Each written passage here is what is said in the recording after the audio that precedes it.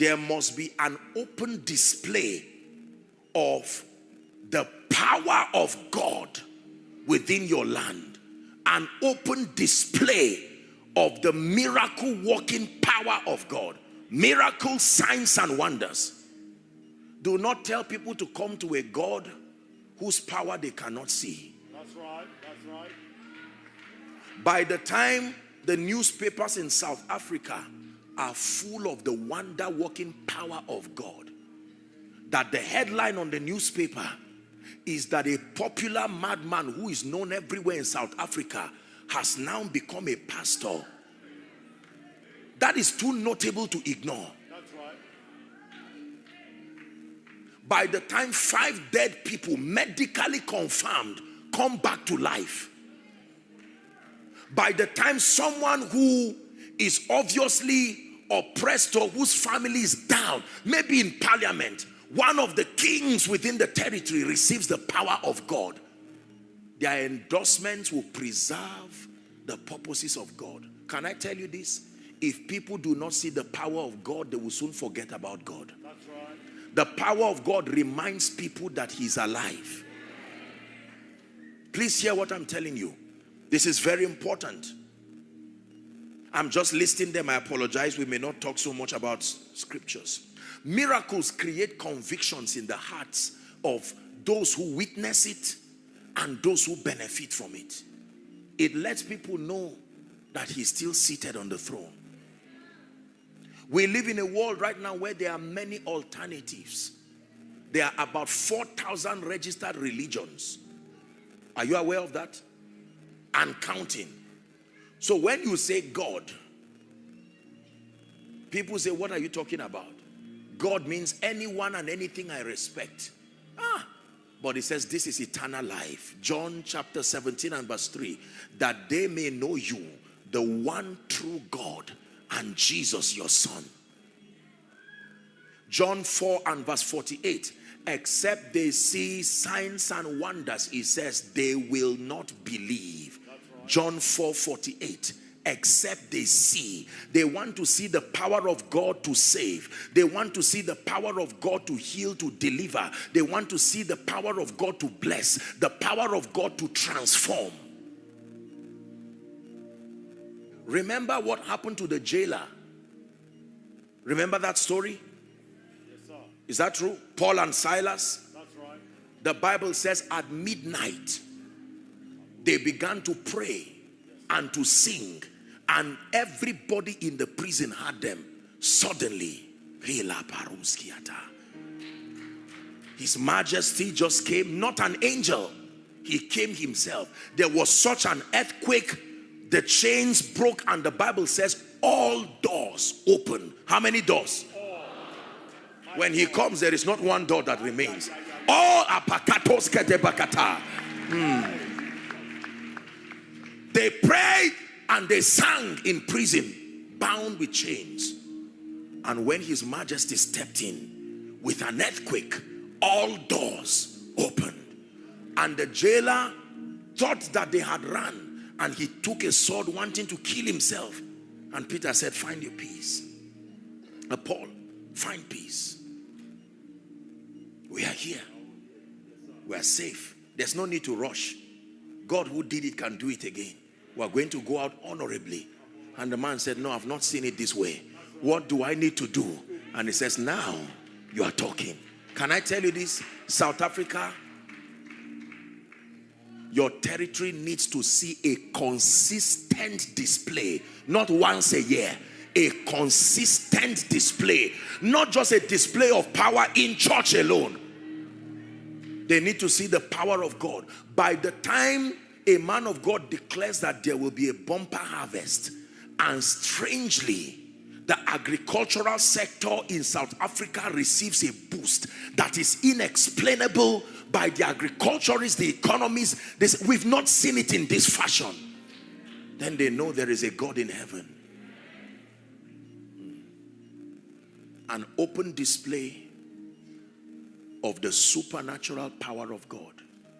Don't tell people to stop going to herbalists and native doctors if you cannot give them a superior alternative. Can I be honest with you? People will continue to run to the devil until the day we present an alternative that is consistent, superior, and result producing. The desperation of human needs will not allow them to forbear with nonsense. Once they go through pain beyond the threshold, they will source for alternatives and unashamedly bow to those alternatives.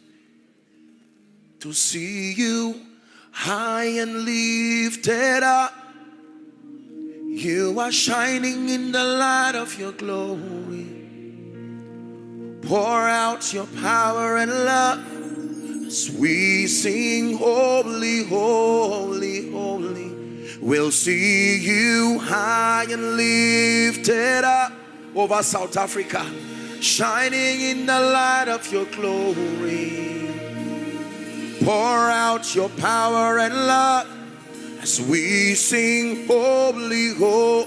One more time, South Africa. We'll see him high and lifted up. He is shining in the light of his glory. Pour out your power and love as we sing, holy, holy, holy. This is why men and women of God must trust God for superior levels of end-time anointings.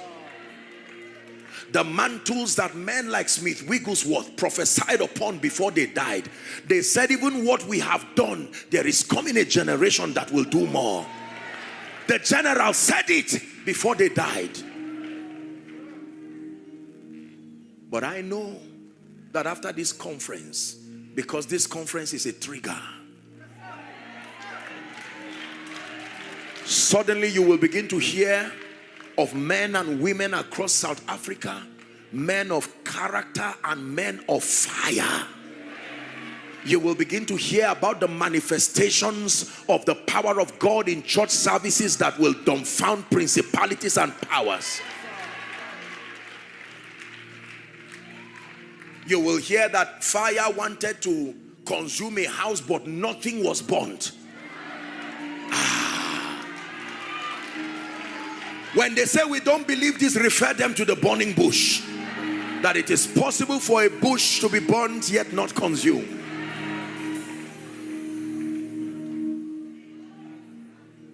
That a day will come when while worship is going on in church, someone who has been missing for 10 years, 15 years, the power of God will leave that altar, and the fire like a tornado will go and fish that person back. Days will come when a church is empty, no conference, and you will see sinners running to the gate, and they will hold on to the gate and say, create a fresh service for us. We are coming to Jesus.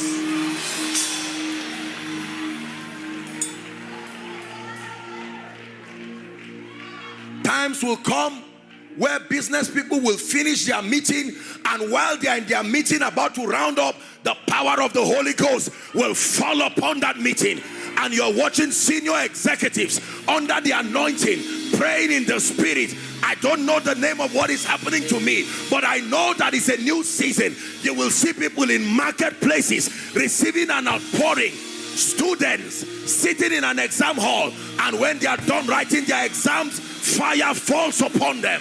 Someone shout, send the fire. Someone shout, send the fire. Shout, send the fire.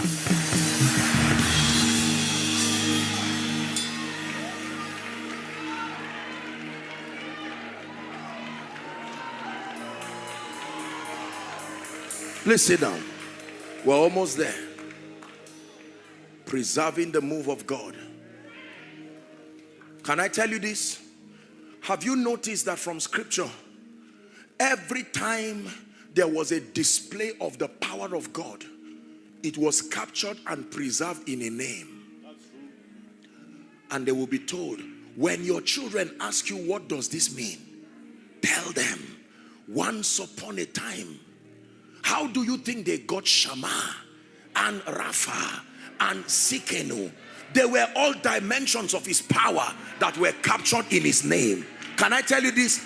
The assignment of every generation is that you should not live to your grave until you give the coming generation a new name that your experience has captured about God. South Africa, the generations coming, all of you who are from 50 and above, what name have you captured in your lifetime that will be given the children? Capture the names in songs that don't die. Capture the names in books that don't die. Capture the name in sermons that don't die. The God of Abraham is also God, but he does not walk the same as the God of Isaac. There is a dimension of the God of Abraham that is not seen in the God of Isaac. And when Jacob came, he said, I need to give God a name too. He wrestled with him and said, I will not let you go.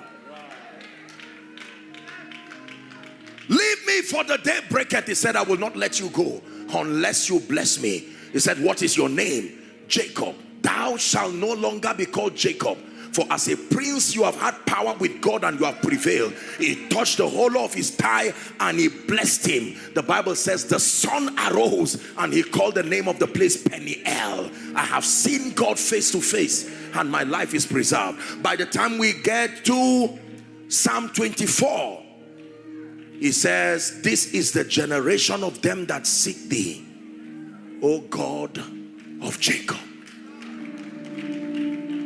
That a day will come, you will see the faithfulness of God. And one day you will teach your children and say, every time you are in trouble and it looks like the battles are raging. There was a song I sang in 1981 before you came.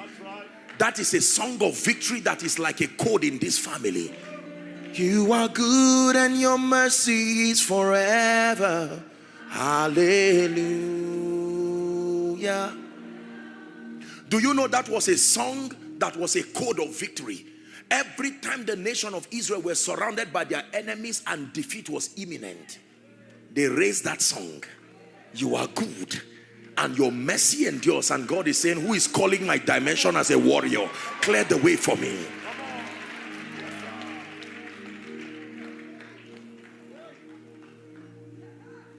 Please, let's hurry up.